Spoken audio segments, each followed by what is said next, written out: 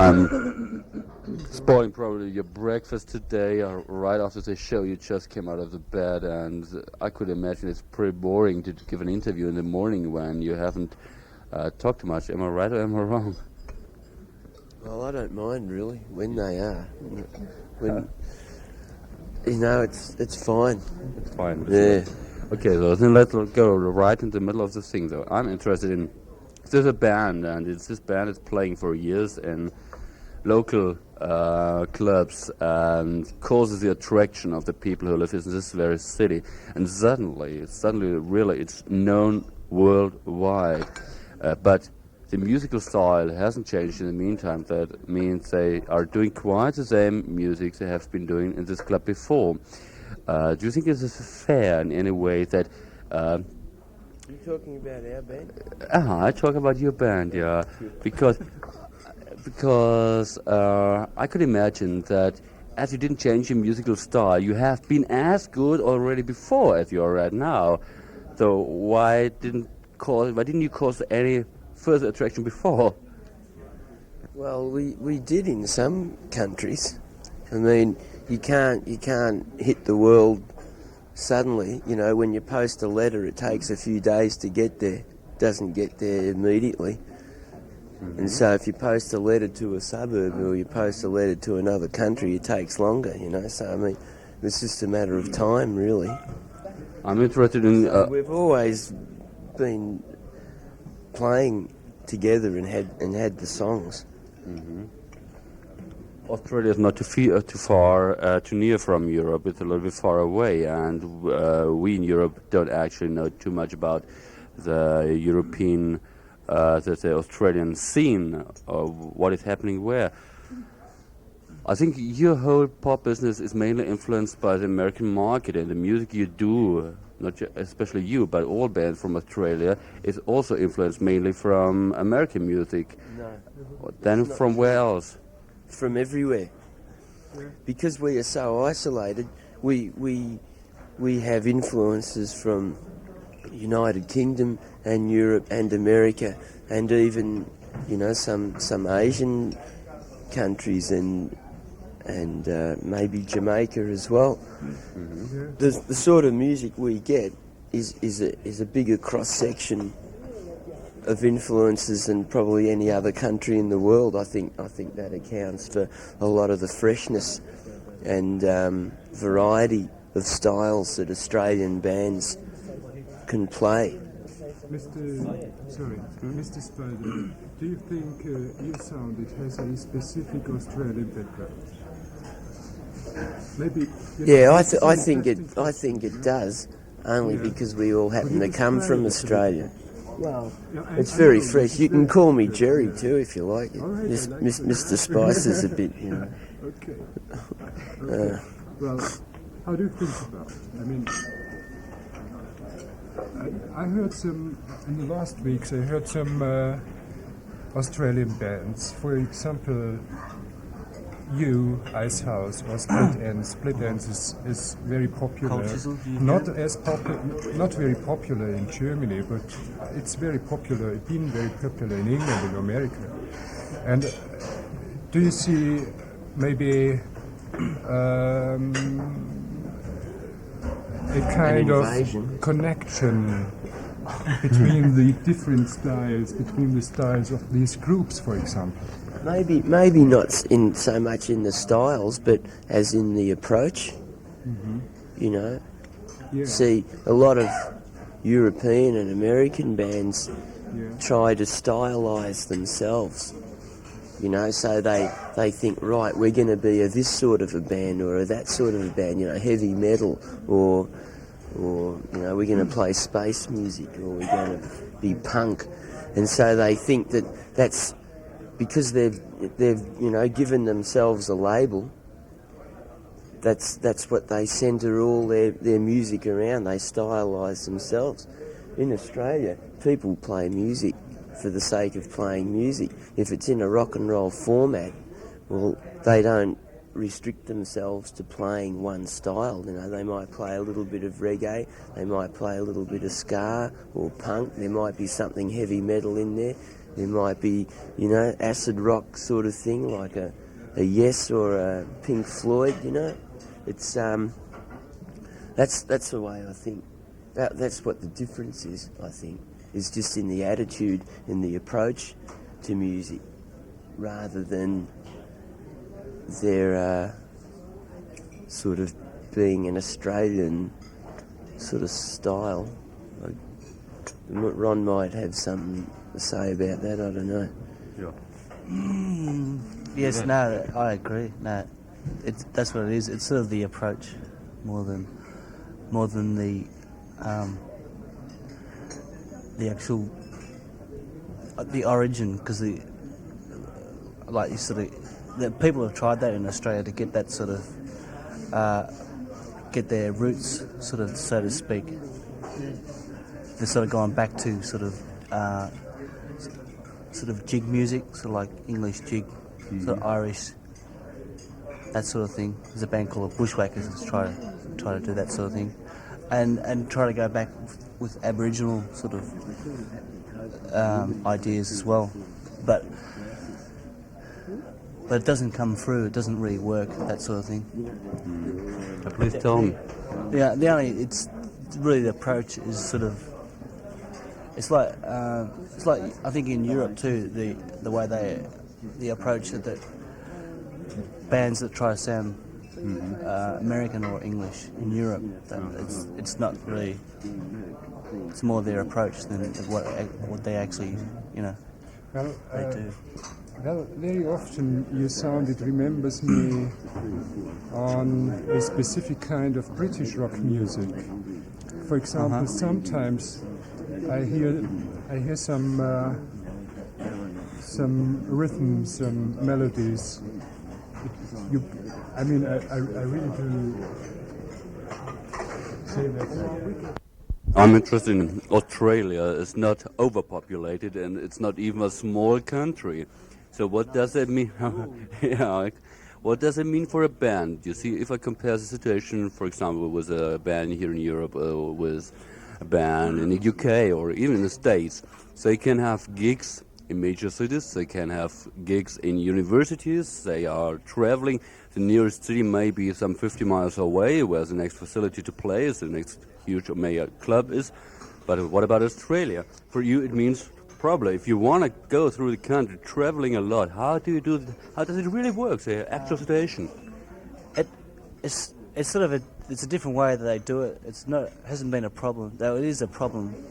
But people don't really do it. They don't really travel a lot. They usually stay in the one state, and they just, you know, stay there. You might be there for a year or two playing around, you know, and you won't travel anywhere for a long time. But when you do travel, you have to go somewhere else for a long time, you know, go to another state and stay there for a while. But you can go, in the summer you can go up and down the coast, which is sort of like small towns all the way up, you know, one town next day, and one town another day, and just climb up the coast. But yeah, it's a different approach than what they have in Europe, where you can go from country to country, and, you know, there's, as you said, 100 miles away there's another capital city, and same in America. So you can, a lot of traveling, and you probably own own bus or owned a own bus for that purpose, because I didn't expect you to take public transport systems or whatever. No, not really. It's more. You do have those sort of bands. You have those sort of bands who are out in the country. But no, we never really. We always hired things. As I know, you played a long time at a pub called Cricketers Arms Hotel. Yeah. Does that mean Australians rock bands start careers in pub comparable with the English pub rock scene in the mid-70s? Yeah, it probably is the same sort of thing. Yeah. I don't know exactly, but it sounds like it is. Yes. What I've heard. Mm-hmm. Yeah, it's just because it's just an environment where, like, you play there and become a residency. Like, you know, every once a week you'll play there, and people come along, and it might be for free to come see, you know, and you only get paid, you know, enough to buy some guitar strings or something. And then eventually it builds up, you know, if people like it, you know, and then you get into playing in bigger places, and you get paid properly and start travelling around. But it's that sort of environment, just a underground environment. But this is the usual kind of Way basic beginning. it is, yeah. It's one of the ways that bands start, but there's been others where they might start somewhere else. Yeah. You know, build up some sort of name, build up some sort of media thing, and then miss all that, and then start the next level. You know, but that's very hard. We talked about a career before, and I'm interested in, please allow Mrs. Glance behind the curtain. I'm interested in, you actually probably planned your career. It didn't happen by coincidence that some day you were, hey, what you, you probably planned it. It didn't happen by coincidence. You did something for your career, and today, let's take, for example, this interview we're doing today. You're surrounded by people who help you. There is this managers, there's this record companies people who help you.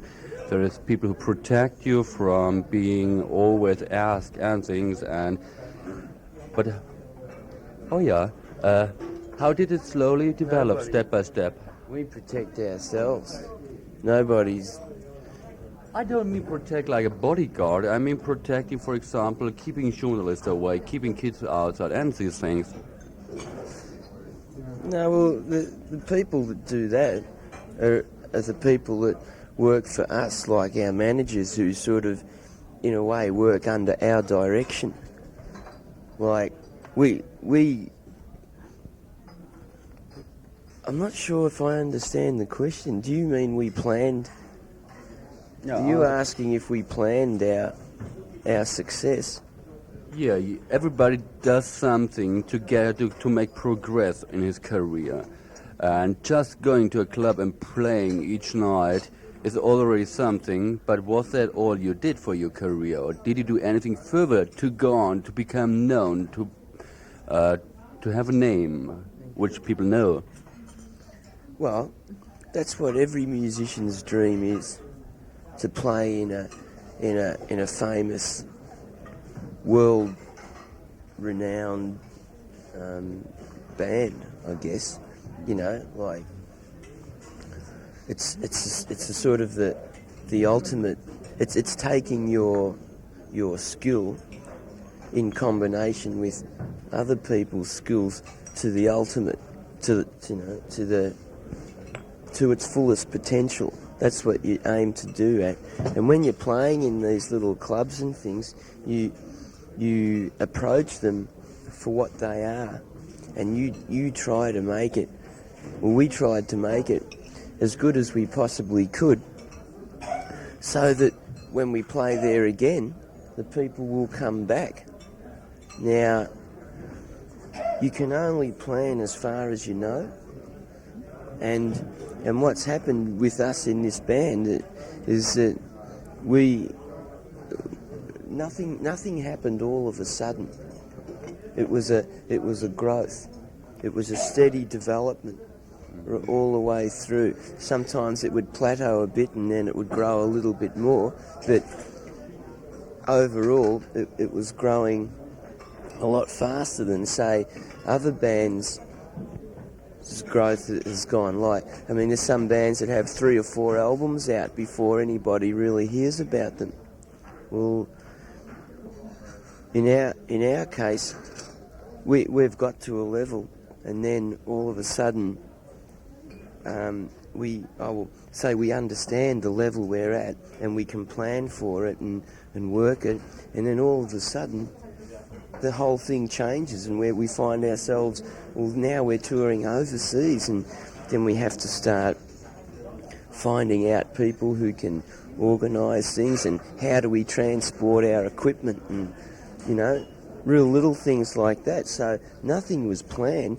We're pioneering all the time. We're finding ourselves in new situations, and it's just that it's through our approach that we try and take every situation as we see it and evaluate it and do the best we can in it. And we have made mistakes along the way also. For example?